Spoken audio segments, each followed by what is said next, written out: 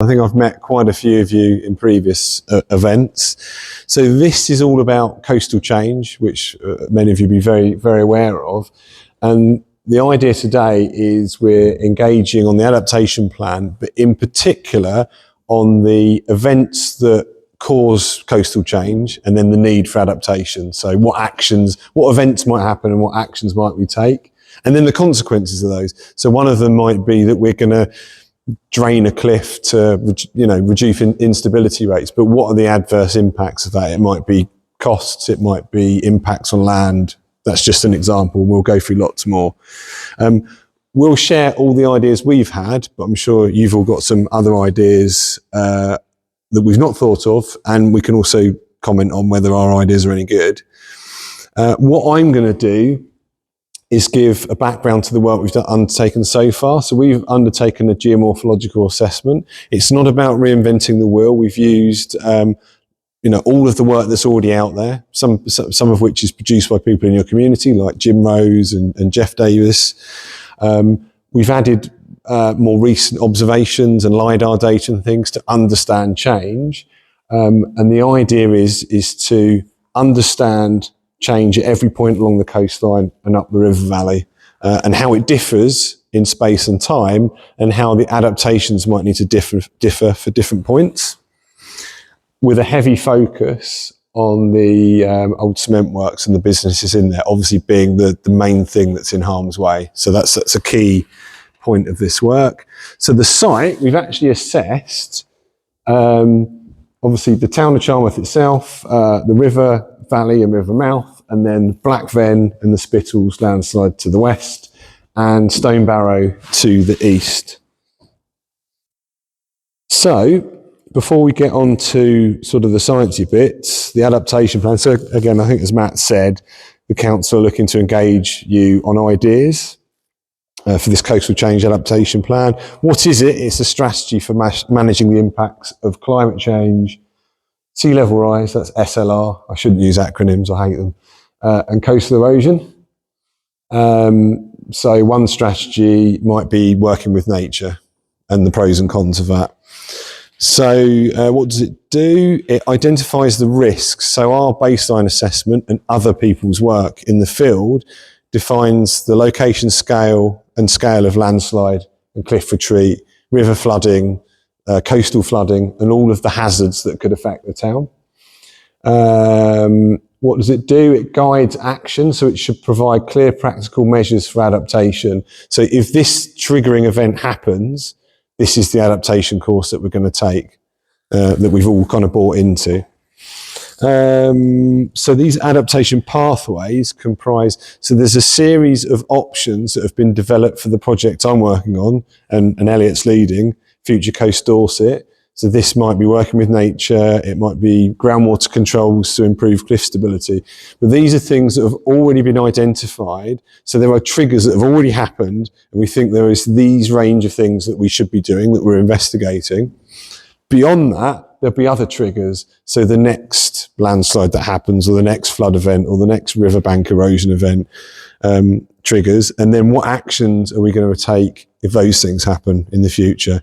And other options that aren't really mitigation might be monitoring or rollback. So I know it's quite controversial, but in the case of the businesses in the centre, in the old cement works on the front there, it's can we get them out of harm's way and still keep it as a viable business? Okay, so winding back time around about 20 years or more, the reason for this is the shoreline management plan policy, where you have no active intervention along the cliff frontage and beaches from this year. So that's in place now. So it was defined that engineering defences aren't economically, environmentally and technically sustainable. So I'll take one of those, environmentally or ecologically as well.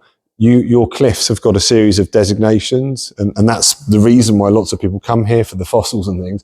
And one of those designations is that they must be freely eroding and natural. So you can't put a defence in to prevent that happening. So that's the reason for that, and that's in place from this year. In the river, the tidal part of the river, so that goes several hundred metres inland, you've got a managed realignment policy for the next 30 years, which enables you to adapt and work with nature. It does also enable you to do some engineering. So, for example, if you did something at the coast that meant there were adverse impacts in the river, like riverbank erosion, and I chatted to Heather earlier about, I don't have a picture of it here, a failure of the riverbank at some point in the not too distant past. If something like that happened, you do have a policy that supports you to deal with that problem. You don't have it to deal with a new seawall on the coast, but you do in the river. Okay, so site evolution. So why is it important? I guess understanding what's happening now is a big part of the basis for what happens in the future. Granted, some things will change, some things will accelerate, but the geology is consistent, the processes are relatively consistent, so it does give us a good clue on what's going to happen. So along the bottom here, the cliffs are subject to, not quite in a scale of magnitude, but creep is in things like clays where the soil's just moving slowly. You've got rock falls in the harder rocks, like the Greenton Scarp at the top of Stonebarrow and Black Ven. You've got debris flows that kind of traverse both of those big landslide systems. You've got rotational landslides. So at the upper tier of both of those big landslides, the bottom of it is in gault clay, which basically gets squeezed out and erodes out from underneath the green sand, leaving it unsupported, and then it rotates in big blocks. And we've been doing things like measuring those. What's the scale of those? What's the frequency of them? And I'll come back to that a bit later on because it's quite important. And then lateral spreads. And I've got a good video, one of those in a bit, so I'm not going to talk about that more now.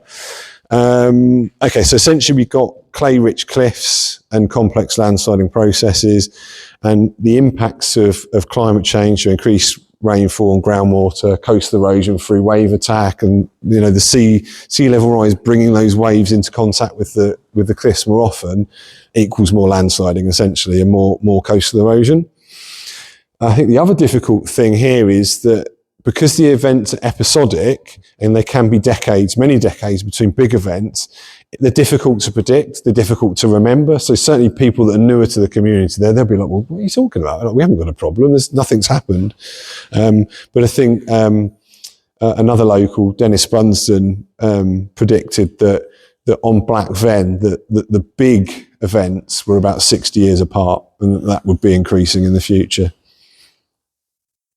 Last one there, sea level rise, another acronym, sorry, equals beach loss and acceleration of cliff erosion. So our assessment, have we got copies of it today? We didn't talk about that. So at the back of the room, we've got various assessments that have been done. We hope you don't think they're just assessments for assessment's sake. They are a collation of the best knowledge. It's not that, the council and the Environment Agency have gone out and spent millions on new research. It's a collation of understanding. But essentially, it characterises the landforms, the features and the materials and the processes, so we can say what's happening over here is different to what's happening over here. The rates are different. How you adapt is different. That's really, in a nutshell, what we're trying to do. And then the last point there is it provides a baseline from which to measure future change. So there's been lots of ways of capturing it. I'll show you a LiDAR data set in a minute where we're capturing the elevation of the ground and how it changes over time. So we can track future change, and we can also we implement an option, how does it perform? Well, this one did great because we can see the impact of that, but this one didn't do so great, so we'll perhaps won't do that one in the future. Okay, so Black Ven. So there's obviously lots of different parts of the landside systems here. There's the lower cliffs nearer the river mouth, and there's lots of things. If you come and speak to me later, I can show you lots of slides and all the kind of data we brought together. But I'm just going to do a couple of them now. Black Ven obviously being quite an important one. So you have major events in 58 and 69. As I said, I'm going to jump on a few points there. Dennis Brunsden hypothesised a 60-year cycle where essentially at Black Ven, it's slightly different to Stonebarrow, but it's predominantly a groundwater driven problem. And when you have a big failure, you take all the energy out of the system, and it's not until that debris has been eroded away and the overall slope angle of the system has been increased that it's prime ready for the next failure. Each big failure can result in 50 metres jump back of the headscarp towards the town. In most places, it's a long way away. And it's only, God, wish I had a pointer here. So the bit I'm talking about, I'm going to have to go up here. So the low cliffs, the Galt and the green sand come out above this bench here.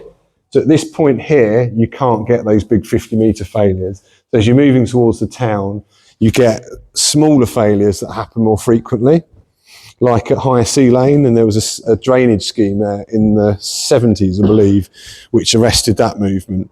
And if you want to see a paper on that, I can show you that later on. Evans Cliff, I've got a video here. So this is a series of LiDAR data sets. I'll pause it for a second. I'm really rubbish in 98. Oh, that's not pause, is it? That's go. So we're going to come through time till, I think, 2024. And the bit I'm going to go up and down. Have we got enough time for me to run up and down? So Evans Cliff is here, and we're going to come back to this point. The river's here, off screen. There's a delta, which we think protects the cliff here against erosion, but focuses waves at Evans Cliff. And you're going to see a failure here, and then you're going to see it unwind into the valley slope, the glacial slopes behind. And there's a thought that there's an ancient valley of softer sediments that runs through here to this failure on the river. And you'll see, I mentioned a spreading failure, and it's going to spread up into here. So this is the kind of thing we can track. And the thing you really don't want to do is reactivate the valley sediments, because on the other side is the town, and it's on exactly the same sediments. There's no sign of that happening, but of course we don't want to test our hypothesis. So let's go back to the start. So look at that. Can I put my mouse here? Yeah, can I? So I could have just stayed here. Look. Yeah, so we're looking at this bit here. I think it totaled more than 50 metres landward retreat. And that you're seeing there is a spreading phase. So it's shallow. Basically, in glacial times, the valley slopes were active. They were moving sediment in 3-4 cycles down the hill. So you've got this sort of active layer of sediment that's currently not on the move until you unload it by a coastal landslide or by riverbank erosion. Okay. Back to this. Okay, beach processes. You've got limited sediment supply. The biggest input of sediment comes from the River Char. So thanks to Jim Rose's work, we can understand that. So lots of sediment transports along the south coast, typically, although there's been reversals of this recently, from the west to the east, so from Lyme and across towards the east. But there's lots of man-made structures and landslide debris loads that intercept that. So from a coastal perspective, you don't have a lot of sediment input to the beach. The beach protects your seawall, beach protects the cliffs, beach protects the river mouth. So if you've got limited sediment input, it's not good. However, most of the sediment, gravels in this case, come from the River Char, and that has, over a long period of time, developed a delta, so a shallow water bit in front of the river. And the feeling is, we're starting to understand, is that protects certainly the cliff on the east side of the Char, because the waves break out to sea and they don't get to the cliff, so they're not eroding it, or they're eroding it much more slowly. And there's an idea in that in protecting the seawall side as well, so I'll come back to that.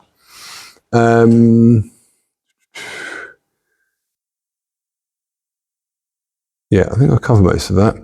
So this is the same data set we just showed in the video, LiDAR, but now we've subtracted, not the terrible 98 data set, but the first decent one in 2001 from the 2024, and the change in elevation we've coloured. So the blue is gain and the red is loss. So if I come here to Stonebarrow, this is why is it not showing up there now? That's annoying, isn't it? I'm going up again. This is a relatively recent failure here, and you can still see the blue where that material is deposited. There are other bits of red where the sea or the conveyor belt of the landslide has already removed the debris. But red is loss, blue is gain. Any sort of weird bits up here are vegetation. So here's another one. This is the Spittles landslide not so long ago. So this is the one that's exposing the Victorian tip. And you can still see some of the debris accumulated on the beach in that data set. This is the 58 landslide, and you can still see the lobe from that eroding at Black Ven. So from these kind of things, we can understand how often big events occur, and then how long it takes for that system to be primed again for the next big failure. Okay, this all sort of comes together and boils down into cliff behaviour units. So each one is a distinct segment of the cliff, of the river, of the valley system that's got similar sort of materials, behaviour and stuff. So not only are they distinct from one another in behaviour, but it might be that the adaptation needed for each one is different. They're not all different, but you certainly need to consider that what you need to do might be different. Each one, I'm not going to go through all of these because there's loads of them, but each one is also described in one of these cross sections. So this one is the big landslide at Stonebarrow, where you have the upper Greensand and Gault, and you've got, this is slightly different. This is a bottom-up system. I was describing that water got dominated Black Ven, coastal erosion dominates Stonebarrow. You erode the sea cliff in the lower tier. It destabilises the middle tier and the upper tier, and big blocks of green sand fall away and they basically get conveyed down into the sea. And there's one of these for each part of the frontage and the river. And I can share those if anyone's interested in particular ones. Okay, what could happen? Now this is where it gets complicated. So you could get beach erosion and coastal squeeze. So this is where water levels rise, water energy, wave energy increases, and the beach just can't persist where it pinned up against the cliff, up against the defences. So it just gets eroded and moved offshore.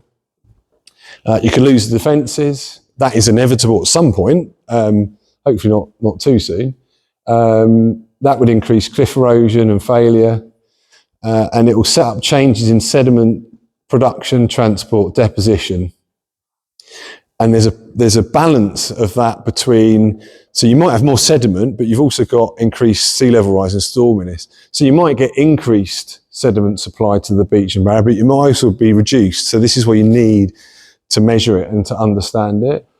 You might get increased, so if the barrier builds, you might get reduced coastal flood risk. But the flip side might be true if sediment reduces. So these things we need to understand. There's a range of things that could happen in the future. And that's why the adaptation pathway is important, because it sets out all the different strands you could go down along. And if this thing happens, this is what we're going to do. And if this other thing happens, what we're going to do is a bit different, essentially. The management or the mitigation approach could change. Okay. And then finally, the zones of potential instability. So these represent, I'm going back up. Last time, I think. I'm warming up, I'm not feeling very well, so I've had to keep my coat on. I'm finally warming up, which is good.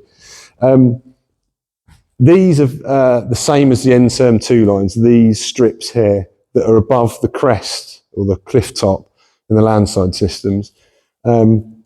We did a lot of our own work on it to corroborate that that's correct. Essentially, they're about 100 metres. And if you're in one of these big landslide systems, that's 2 episodes of these big failures over 100 years. So it's not to say the cliff line will be there, but the extent of instability might cover this area. So that's not a cliff line. The red area is already unstable. The hatched area in the town, it could probably be taken all the way to the north, but the coastal elements of the town at least, This is where you've got those relict or inactive river valley landslides, which are not a problem at the moment. So we're not for the moment suggesting there's any alarm there. It's just acknowledging what they are. And then really importantly, the yellow bit here. So the darker polygon, I'm going to come down here and read it because I'll get it wrong otherwise. The darker green, God, it's too small even there. Can I see it here? So actually, we'll go the lighter green, so lighter yellow, seawall is left to degrade without maintenance. Now, I'm not saying that's what's going to happen, but one estimate is that is how far erosion would be if it was left to degrade. It would probably take, you know, several decades to fall apart and not do a job, and then erosion would continue. And then the darker yellow is seawall is fully decommissioned. So that says if you decommissioned it and removed it today, and I'm not saying we're going to be very clear, it's just a hypothetical, could erosion be nearly as bad as it is elsewhere? Now, since we've done this, we started looking at the river delta. Now, do I have, let me just zoom ahead a bit. So, I'm going up again. Over time, the mouth of the river, as you'll know, meanders east to west with different processes at play. And it deposits this, roughly like this delta of shallow water. And the thought is that this cliff here is eroding very slowly because the dominant waves coming across here are breaking on the delta and then not hitting here. But what if you could extend the delta in front of the seawall area and the assets at risk on the west side? Could you build up the delta there, break the waves off the structure or off the coastline if the structure wasn't there, and reduce that erosion polygon? So that would be an example of working with nature. I'm not saying we definitely can do it, but that is a line of inquiry that we could think about. Back up to here. Okay, next one. Okay, so that's kind of the sciencey bit. Back to adaptation. I think I said it's a structured approach. I've definitely said that it needs to be specific to the hazards locally at the cliff. We're not going to deal with flood problems, you know, on a massive tall cliff, for example. We've definitely got to work within the shoreline management plan policy. I'm not here to tell you to agree with the policy, but that, you know, that's people will, you know, I live in a coastal community, and if I didn't agree with the policy or it impacted my life, obviously I wouldn't be happy about it, and I wouldn't be very happy about somebody telling me to think a certain way. So, however, there is this fund available, and you do have an opportunity to spend that on something useful outside of the SMP. We are going to consider the future coastal adaptation, resilience and mitigation options, and I'm going to go through those in a minute. And we're looking today to think about the triggers. So what events, what storm events, what cliff failure events are going to lead to actions that we need to take on this pathway, adaptation pathway. Okay, so examples. I'm even going to take my coat off. So triggers are thresholds that determine when a management action is required, and some of those relate to climate change, so sea level rise, increased storm power, accelerated coastal erosion. Another one might be increased rainfall, surcharged groundwater, increase in stability. So the first one might be more important on stone barrow, the second one might be more important on black ven. You could argue that's certainly what the literature suggests. Extreme storm events, they're definitely very important on the beaches and the river mouth. They could lead to loss of the beach, reduced protection to the defence asset, reduced protection to the sea cliff, beach rollback into the river mouth, river flooding, cliff toe erosion, ground instability and landslides, cliff top recession, we definitely don't want that. Coastal defence damage and failure, we want to put that off for as long as possible, I'd imagine. Outflanking of the defences, tidal flooding, riverbank erosion we want to avoid, although it's probably a long-term process.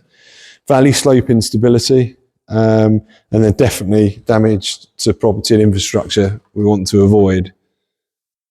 Actions.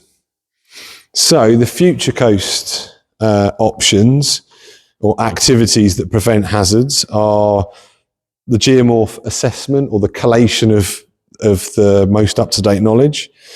Working with nature. Now this at Charmouth definitely, so at Swanage there's fewer options to work with nature. There's definitely some options here. So where you've got shallow failures, like Higher Sea Lane, the top of that system there that has got some drainage, could you use vegetation to bind up those shallow mudslides? Possibly. Cliff drainage might work somewhere else. Neither of those are going to work for the big landslide systems, but for the shallower ones and for failures, riverbank failures, or that spreading failure, Evans Cliff, drainage is, there is definitely potential there. This is a really important one, defence realignment and river mouth management. So as I said, can you teach the river to do the work for you? Can you get it to deposit the sediment where you need it to protect the piece of the frontage that's vulnerable, particularly in the future the defence is lost? So you make a more resilient and naturally adaptive system. You maybe let the cliff erode back a little bit and there's more space for a beach and things. So there will be a period of response. I've put this question to a few people recently, and maybe we can have a go answering it now as well, is which side of the River Char beach is most popular with visitors and locals? Anyone want to answer? Don't have to. People. That's it, yeah, the natural side, because it's much more pleasant. Well, is there a vision where you could have that both sides, as long as you knew that you could that you could get your important assets out of harm's way, and that erosion over the next 100, 200 years wasn't going to be such that it then endangered more things? But potentially that's not too bad a vision, I'd imagine. I don't know. I'm not going to make a decision for anybody, but I think that's something we're thinking about at least. So that's that one. So there's definitely lots to think about there. And we value your ideas. So one of the things we definitely need is monitoring. So we'll get to it in a minute. It's just here, citizen science. So capturing photos of post-storm events. What happens to the delta? Are there changes that we don't know about? Are the cliffs eroding in the east? We've not noticed it, so we're making bad decisions. I don't think so, but that can certainly feed into it. Environmental and heritage report. This is where it's not so relevant here, but if there are a number of gardens that are on the cliff edge, and it's about supporting those people to do schemes to protect their land from landsliding by jumping through the environmental and heritage constraint hoops for them and paying for that work. So there is some potential for that here, but not lots. We've had a look at that one. Some more Future Coast Dorset option actions. Cliff retreat warning and awareness campaign, warning system and awareness campaign. So it's not like an alarm goes off in an hour, the cliff's going to fail, because you can't do that. But via your, for example, citizen science, and indeed is it Plymouth